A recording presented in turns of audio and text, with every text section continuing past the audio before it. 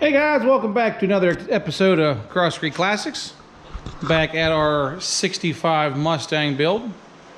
Our last video we got the engine and transmission in place. Since then I did a couple odds and ends here. Got the oil filter on, got new spark plugs on, installed this custom valve cover. We're going to put a chrome one on, so I got to order it.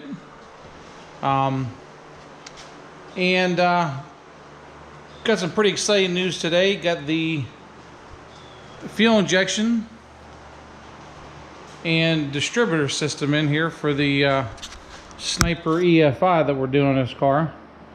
I had a lot of trouble finding this. I was able to find this from Southwest Speed in Arkansas. I'd like to thank them guys there. Got it ordered, got it here pretty quick. They had everything we needed. This is the 1100 Sniper unit itself. Bunch of wires and stuff for it here. O2 sensor. This is the fuel line kit. I guess they recommend rubber high pressure fuel line, filters, fittings. This is the in-tank pump with internally regulated pressure. The distributor here that's you got to change to go with this, and the coil for it, and some other odds and ends. So this is what we're going to work on here. I'm going to tell you this is my first experience with aftermarket fuel injection, and I'm looking forward to it. I hope it won't be my last, because I think if this works out, we may do the Cougar with this possibly. So I'm going to read up on it. Look at the installation instructions, maybe read through them 2 or 3 times and make sure we do this right, and we're gonna get started on it. Alright guys, so after doing some reading, and you watched a really informative YouTube video on these Hyperspark systems, I'm gonna go ahead and install this. And I did get the O-ring installed here, and I use the break-in oil that they provide with the distributor. So I want to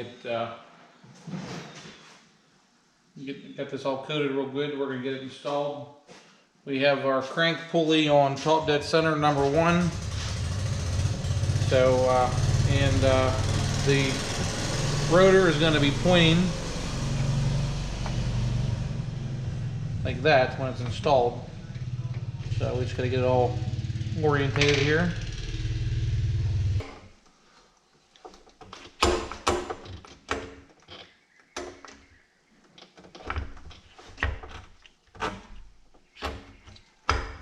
There we go.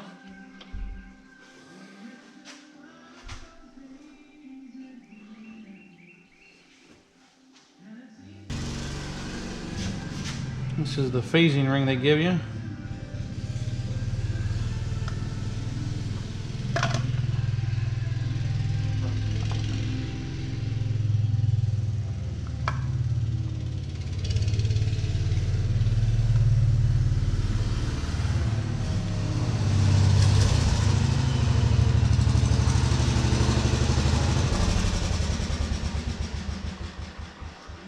So this is where the distributor wants to be. We want to lock it in with our hold down. So we got our hold down here. I got a new bolt from AMK with our engine fastener kit.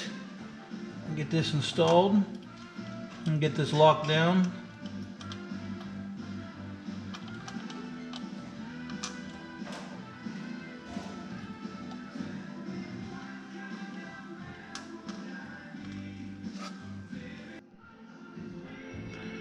Alright guys, so we got our distributor phased. Took the locating ring off, and you pretty much discard that when you're done, I guess. And got the rotor on still, so we're going to put our cap on. Get it out of the way so we don't lose it. And then our number 1 is down here. So remember that.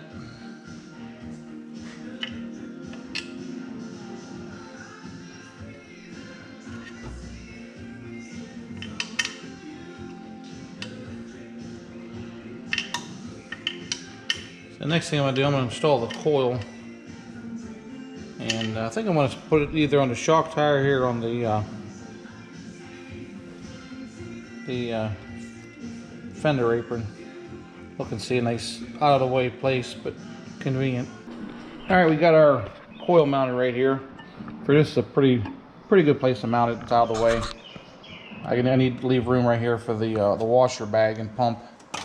So I got the pigtail plugged into it. The distributor here is all just kind of buttoned down, finished up, and the EFI control box. I think I'm going to mount it right here under the sort of under the battery. It's out of the way. I can hide most of the wiring here. Keep it, just kind of keep it out of sight.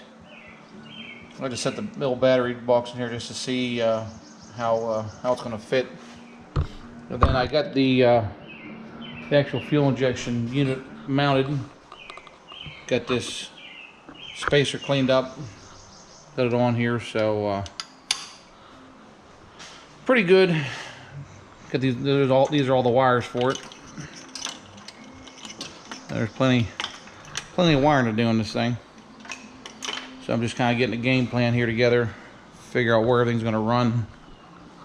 I think I'm going to hide a lot of it in this cross member here where the engine harness goes, or where the lighting harness goes.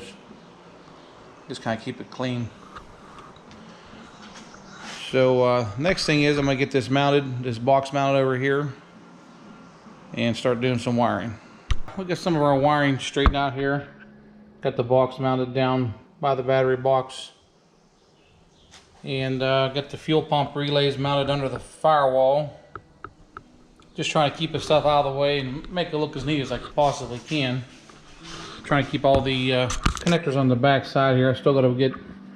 I'm gonna get some of these loops here and support this on the back of the head, just to keep it out of the way. I'm trying to keep all these wires in this little valley here. And these wires, these have to go to the battery yet.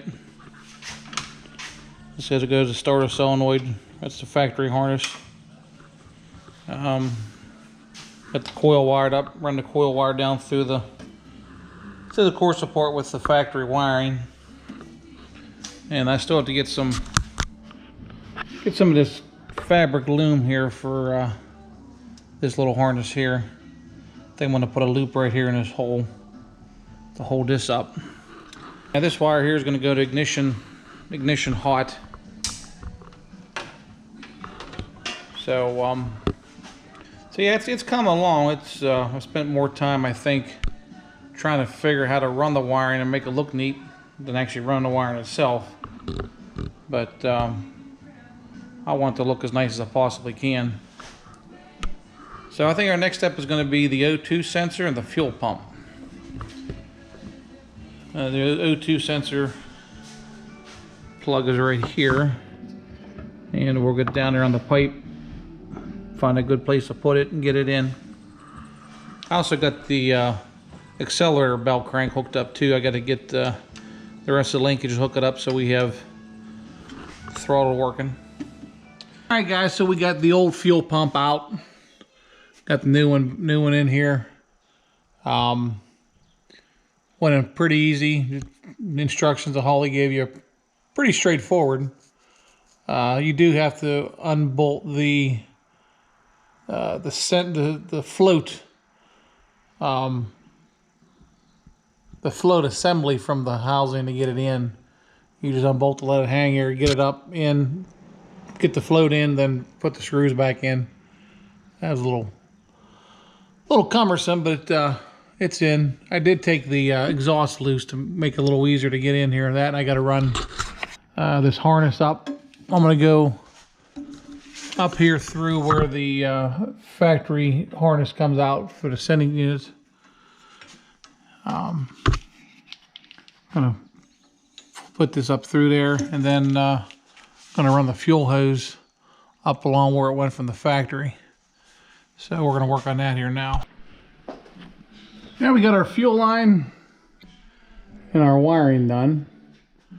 They would use the original hole where the grommet went through for the harness for the wiring, and then the fuel line. I took about the same path that the old one went through, and let's come apart. I got no one of these here.